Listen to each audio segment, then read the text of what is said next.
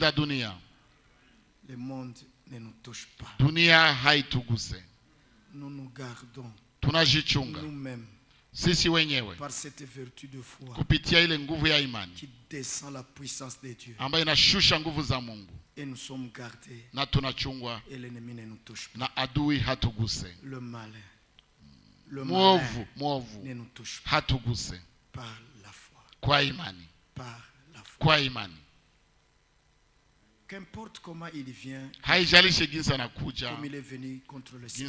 Qu'importe comment il vient vers nous, haijalishi jinsi anakuja kwetu, comme il est venu sawa jinsi alimkujiaka Bwana, avec ces tentations-là, pamoja na majaribu zake zile de trois sortes, za aina tatu. N'est-ce pas? Jinsi ni vile, si tu es fils de Dieu, kama kweli kweli kwa mwana wa Mungu, badilisha hizi mawe ziwe mikate. Si tu es fils de Dieu, kama kweli kweli kwa mwana wa Mungu, jette-toi de là, ujitupe kutoka kule, kwa sababu inaandikwa. Il est venu même avec les alikujaka hata na maandiko.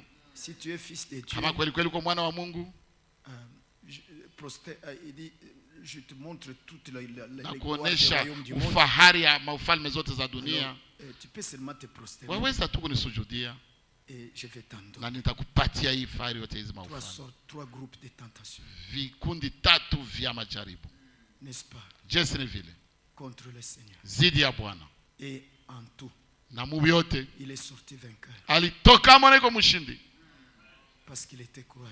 Kwa sababu alikuwa kamwamini. Il avait foi dans le Père. Alikuwa kimwaminia Baba. Alikuwa na imani katika alikuwa Baba. Na imani katika Baba. Il avait foi dans le Père. Alikuwa na imani katika Baba. Il était d'ailleurs lui-même la parole faite chair. Kwanza yeye mwenyewe alikuwa neno lililofanyika mwili. Oh là là. Oh là là. Il ne pouvait douter aucunement. Hangeweza shakia hata dogo. De ce que le Père lui montrait. Ya jinsi ya yenye Baba alikuwa anamuonesha.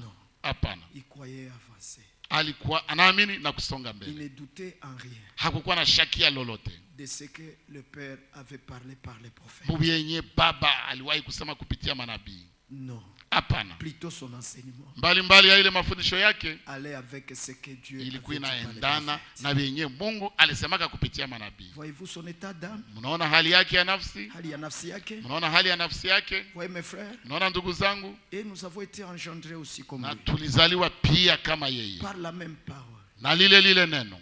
Par la même parole. Kupitia lile neno. Comme lui aussi est né. Sawa jinsi naye pia alizaliwa. Par la parole.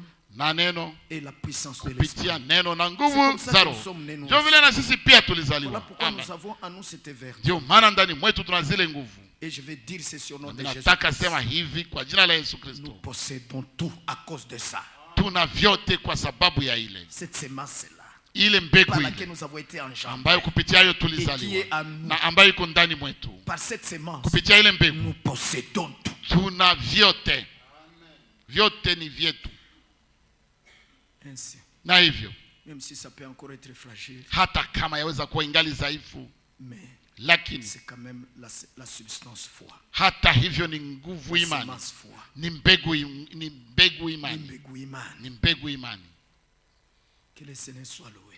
Kweli Bwana asifiwe. Que le Seigneur soit loué. Bwana asifiwe.